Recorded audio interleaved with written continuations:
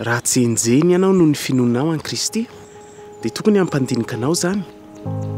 Tsy hoe mitady fanenjehina isika, fa ny Baiboly dia milaza hoe eny, izay rehetra te ho velona amin'ny toe-panahy araka an'Andriamanitra, izay ao amin'ny Kristy Jesosy, dia henjehina. Ka raha henjehina ianao dia famantarana tsara izany. Satria isy ny fanoherana rehefa miaina amin'ny sitrapon'Andriamanitra ianao, rehefa miresaka amin'ny olona momba an'i Jesosy ianao, rehefa mizara ny filazantsara ianao, ary aza kivy rehefa misy izany. Satria midika izany fa manao zavatra manohitohina ny fanjakan'ny aizina ianao.